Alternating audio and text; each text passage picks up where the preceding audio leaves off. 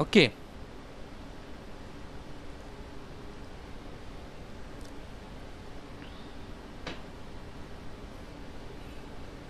Okay, then once you obtain the x and y in vertical oriented version, so then we implement the forward pass, so that then you can see that forward pass there is net 2 is equal to this and this. So this is in the metric version there. Then you dot with x. Okay,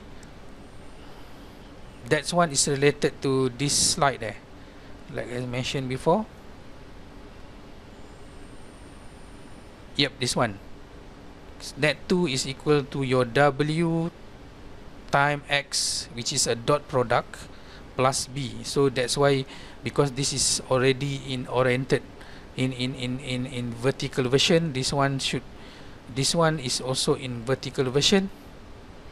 And then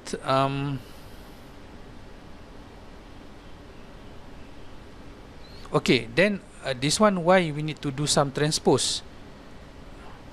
So that is related to, you can see there, for example, okay, at this position x1, okay, let me explain this thing. Why do you need to transpose there?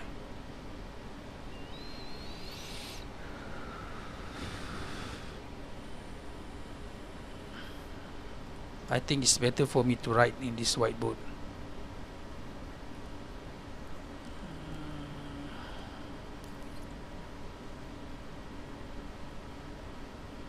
Yep. So based on this formula, you can see that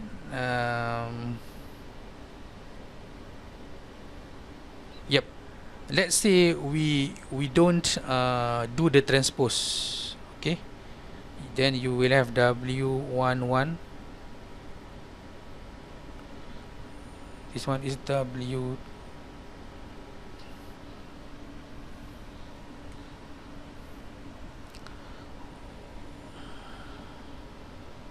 this one is w21, this one is w12,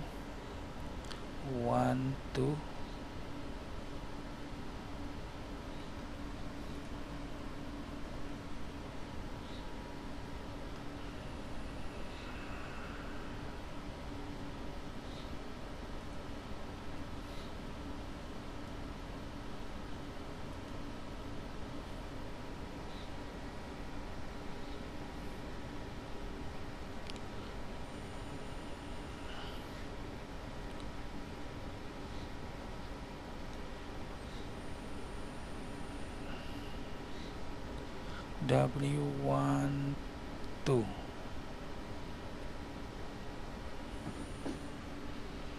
and then you will have a w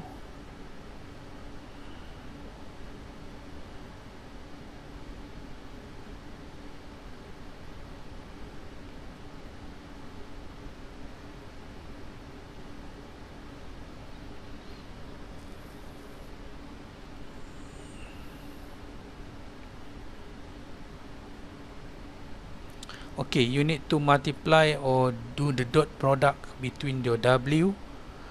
Okay, assume this is w2. Okay, w2 with your x. Yes, this is x1, this is x2. So you can see that to get the net, okay, should be equal to net 1, net 2.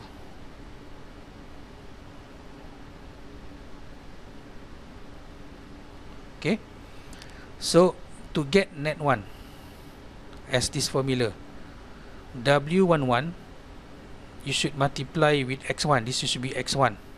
Okay, so w1 multiply with s1 plus w21 Okay, so you can see the formulas there. W21 multiply with x2.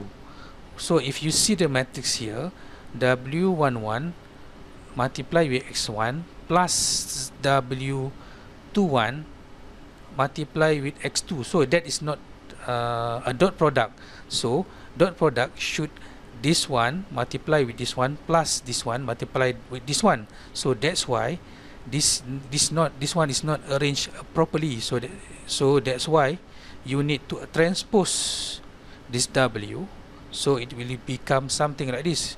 W11 after you transpose, then it become W 21 there. W12,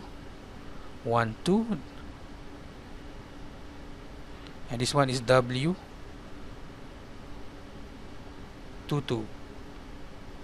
Okay, so once you transpose, then it's the formula, the matrix is represent this operation to find the net 1 and net 2 here.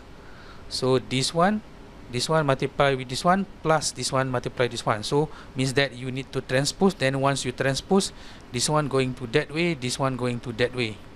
Okay, so that's why in the Matlab codes there, we need to put the transpose there, the apostrophe, to present a transpose matrix of W2 and transpose matrix of W3. And that is forward pass. Once you get the forward pass, and then you already get the actual the predicted output, which is represented by the YH here, represent the Y head. This is your Y head.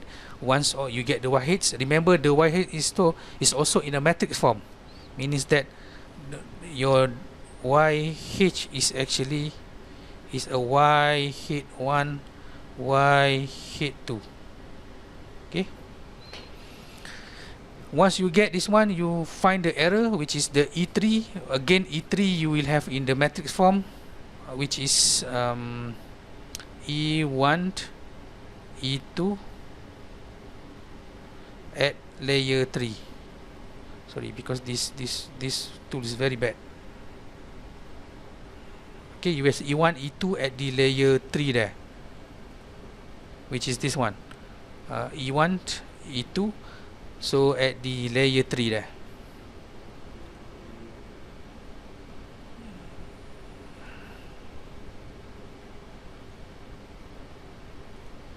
Okay, that is a forward pass. Then once you identify the forward pass, then you at the backward pass you measure the E3, because once you get E3, remember that okay, this one represent the one we described here.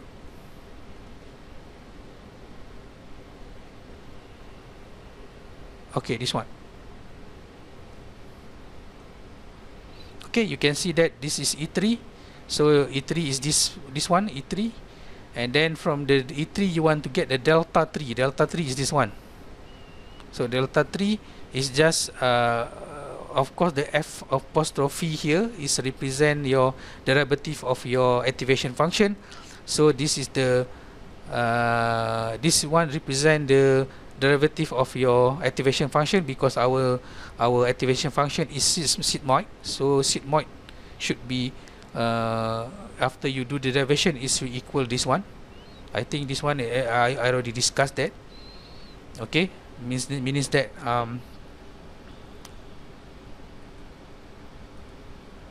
okay, so because if your F is sigmoid, then the F apostrophe should be F1 minus F. Okay, this one you can try to do the derivative. I think this one have been done in your foundation or matriculation. You can try to prove it. Okay, so this is a F derivative of sigmoid function multiply with you can see that this one multiply with your E there is a Hadamard, is a Hadamard product. So if this is Hadamard product, then in Matlab you need to put this, that is represented by this operation dot star, means that is a multiplication, is elements wise multiplication between two matrices. Okay, and then once you manage to find the delta 3, then from the delta 3, of course at the delta, once you get the delta 3, then your delta 3, once you find the delta 3 here, and then this delta 3 you need to multiply with the W at the W at the layer number 3 to get your E2, okay, which is this one. So you can see that the operation is similar with this one, okay. And then once you know the E at the layer number 2, then you can compute the delta number 2, which is represent this one by this operation. So this is the code. And then now is the process of updating our W and our B. So now you can compute your updater here. It's represented by DW2. DW2 is this one, updater.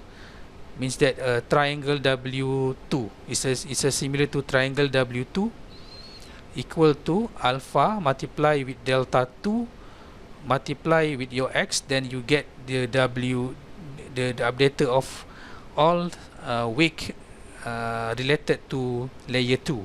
Once you get the updater, then you you will update your W at the layer 2. Okay. Okay, this one, because you don't get this one at the again this one, you will see, you can check the function there is not properly aligned, so that's why you need to transpose to make sure that the W2 will minus the appropriate DW2, so that's why we need to do some transpose. So we'll do the same for bias. This is for bias, this is updater for bias 2, and then you update the B, and you do the same for W3 and B3. So once you update, then that is finished for one epoch, means I'm sorry, that is for one iteration. Then you will repeat this 4 times to update 4 times before you step out, or you going out at this function back to the main function. Then you will call back that function for epoch number 2.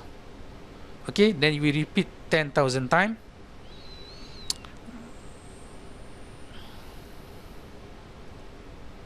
Okay, so then after 10,000 times you will finish training that. After you finish training, then this second phase here is to do testing. Of course, because we have only 4 samples, we don't separate the data into training data and testing data. So of course it's not, this one is not the appropriate way to do, because this example you can see that we are training all the data we use for training, and during the testing here we use the same training data, the one that we use for train, we test at the testing phase there here. So what we do, we just repeat this operation 4 times just to test each and every sample here and checks the output. Is it the output correct or not? So let's me execute this function so you can see the result. You can see that the last instruction here, I don't put a semicolon because I want to see the predicted output or the predicted output produced by this trained neural network. Okay, a learned neural network. Once you do the training, we want to test our architecture, then we want to see what is the output produced by this system after it has been trained with these samples. We just repeat it 4 times. So let us try to run this code. Okay, when I run the code, okay, that is the output. We have a 4 because we repeat here testing 4 times. So that's why we get a 4 result there. Result number 1, we can compare with the actual data set there. Okay, the input is 0 0, the output there should be 1 0, so it is almost 1 0 there, 0.99, 0.0088. Output number sample number 2, the output should be 0 1, then this one is should be 0, this one is should be 1. Of course, this is one of the means that this one is wrong. It's wrong. Is the one that we wrongly predicted. And then let's go to samples number 3. This is represent sample number 3, should be 0 1. So of course it's close. This one is close to 0, this one is close to 1, and the last one 1 0 1 0 1 0. It's a little bit correct, because if you put the threshold 0.5, then this one anything above 0.5 is 1, anything below 0.5 is 0, then this one is correct. So this is correct, this is correct, this is wrong, yeah, this is wrong, and this is correct. Okay, but sometimes you can try to run it again and again. You can see that the output is not similar. Yep, this one is dissimilar. How about we try to change its more iteration? What happened?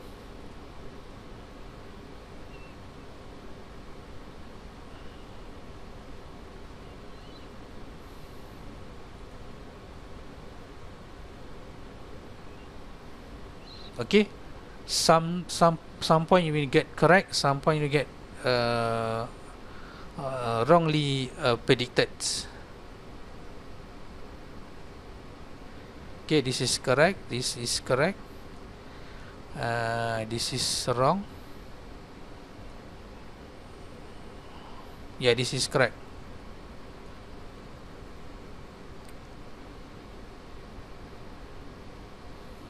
Okay, we already finished that. Okay, we proved that. Okay, this is good, and the code there seems to be working appropriately, even there's a one mistake there.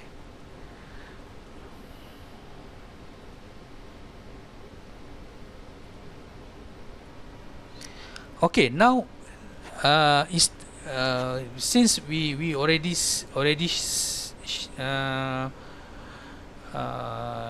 managed to build this code from scratch, and is actually a general step. So meaning that if you change some in this code, you can represent other neural network architecture. I already prepared for you, which is called as other ANN.m. Okay, let me open the code there. Okay, actually there's no the code here, other ANN.m, is almost similar with simple AN.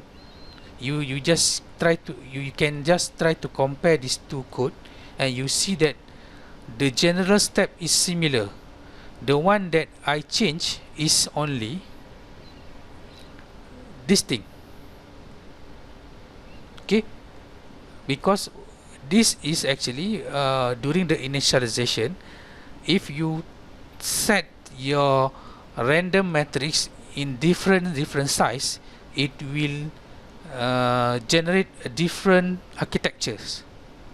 Okay, for example, let's the other ANN here is represent the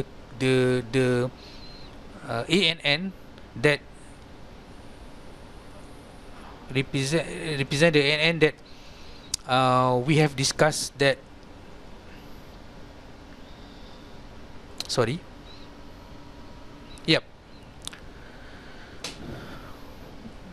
This other ANN.m actually represent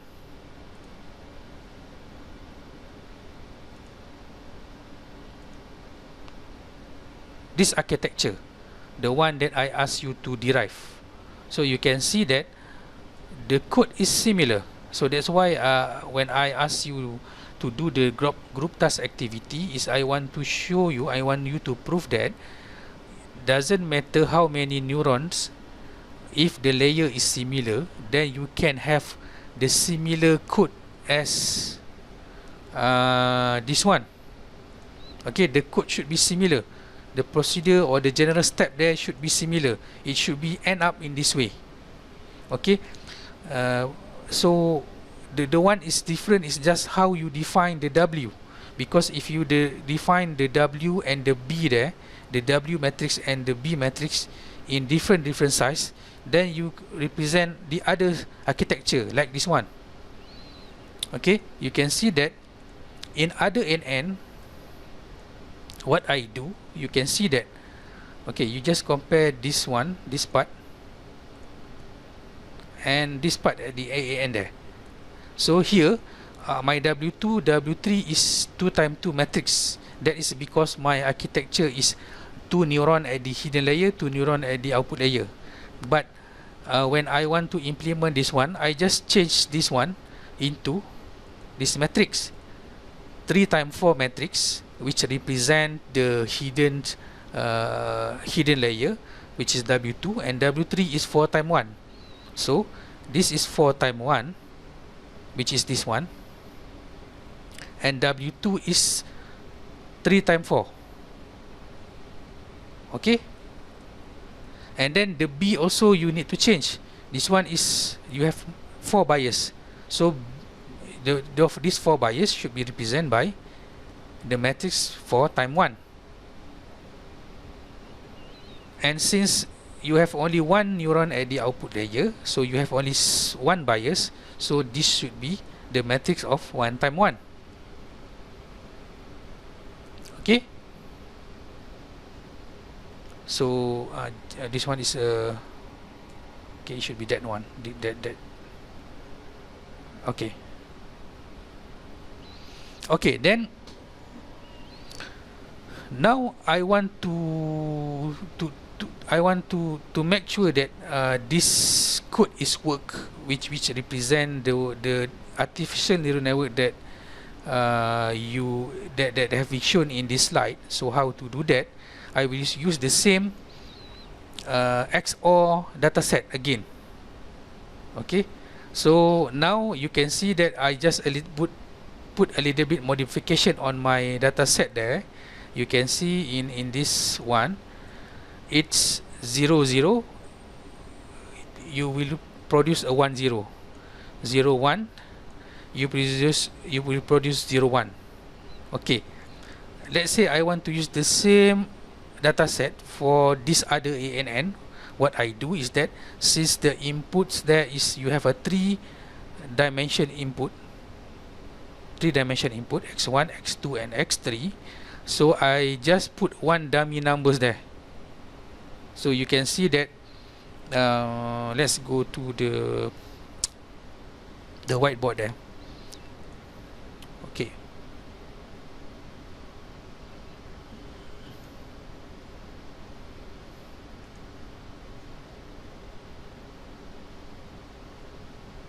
okay, previously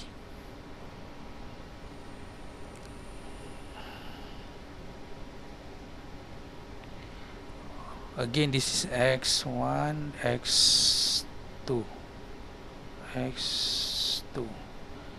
This one is y. So 0 0, 0 1, 1 0, 1 1. So it's become 0 1 1 0. So then I change this into one hot encode, one hot format. So it becomes 0 0 1. Is it correct? Yep, 0 1. Sorry, 0 1 0 0 1. Sorry, you put 1 0 0 1 0 1 1 0. Okay, now because we want to implement this one, Okay, and you realize that the output is only 1. So then this output is not a one hot format. Okay, it should be the original format of the data set.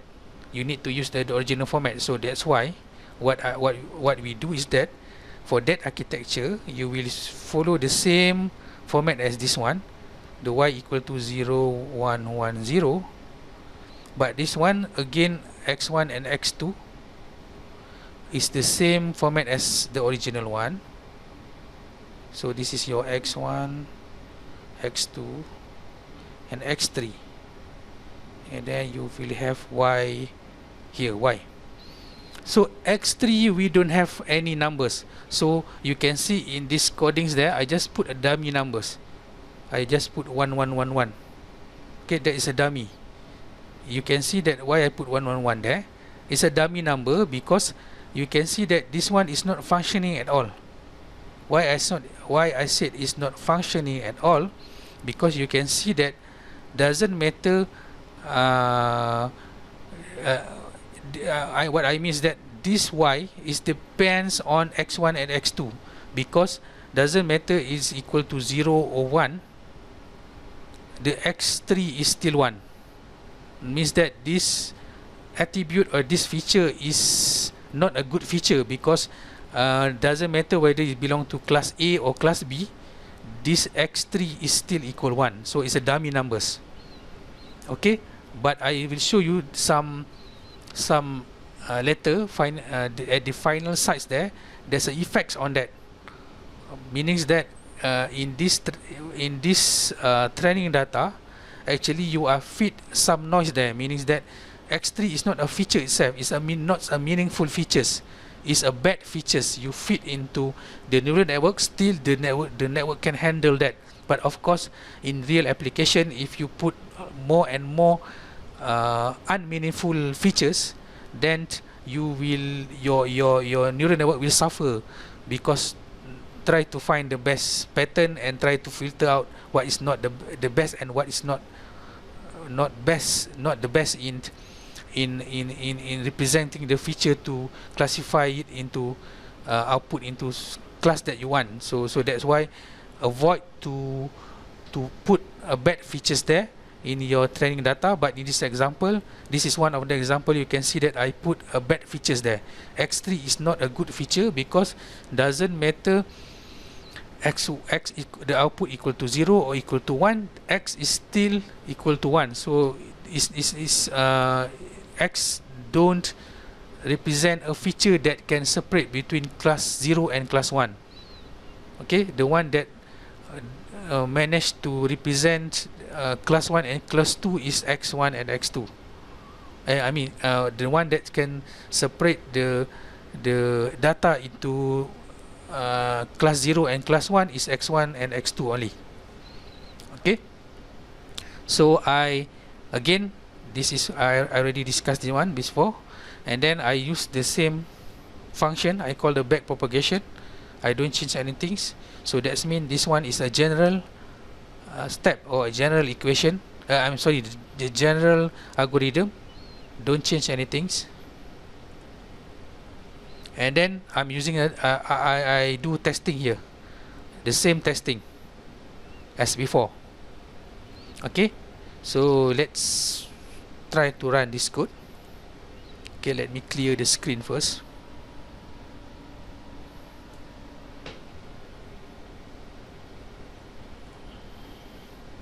Okay, that is the result. You can see that. Let's compare the predicted output with the actual output. So this is 0, close to 0, 1, close to 1, this is 1, this one is close to 1, so 1, close to 1, and this one is 0, which is close to 0. So you can see that from these examples, even you feed the neural network with dummy data like this, your neural network still powerful enough to classify it into two classes, which is the one that belong to class 0 and the one that's belong to class 1. Okay, what's another things that I want to show you? Let's go to W2. Okay, if I click W2, just want to see what is the optimum wake that have been set at the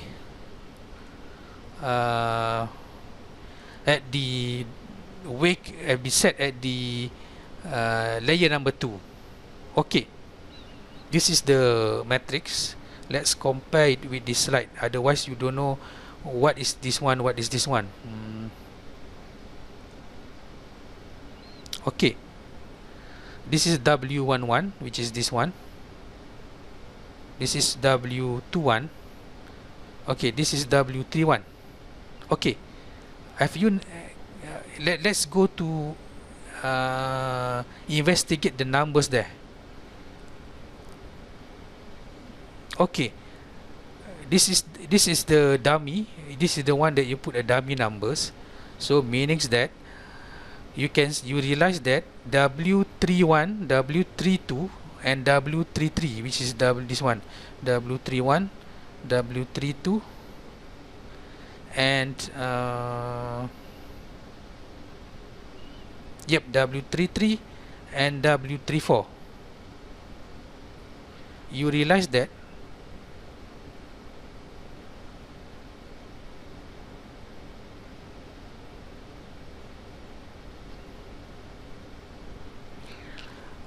even not all, you can see that most of the W involved at this one is very small as compared to this one. This one is 5. This one is, when we talk about the absolute value, this one is 5, this one is 5. Yeah, in this row this one should be very small, but you can see, realize that this is 6, this is 6, this is 1, this is 3, this is 3, this is 1. So we can say that almost all W at this row number 3 is almost the smallest one, except this one. Yeah, except this one. So why is that happen? It's because at row number 3, which is belong to represent W31, 32, 33 and 34, means that this is the represent this W31, 32, 33 and 34 is very small. Is because we put x3 as the dummy number. So you can see that that is the purpose of W there. The W there, even the name is wake. Wake actually will work as a filter for the neural network, because if you back to the what we have discussed before, the neural the architecture of the neural network, why we put a W there, because we want to know which line the W will become the filter, or become the, you know, the pipeline, whether how much the information at that point is going toward the others layers. Means that if your W is big, then that point or that information that going through that line is very important. If the W is very small, that means that number is not so important enough in making a decision at the final output. So it has been proved in this coding that the W that involved at this neuron number 3 at the input layer is not so important, because the value is very small. So why is that happen? Because that is the effects of after we put a dummy numbers there, the dummy number at the X number 3, where you put 1 1 1 1, where actually is not useful in classifying the output into 0 or 1. So that's why the any W involved at this neuron number 3 at the input layer, it become very small as compared to other W's. So that is the thing. So you can see that the artificial neural network is intelligent enough to know what is the important feature to be passed through the neuron, and before you can get the final decision. Okay, but of course in real application, don't put more and more dummy value or more and more bad features, because your neural network will suffer. The performance or the accuracy that you produce in your system is bad just because you feed it with the bad features.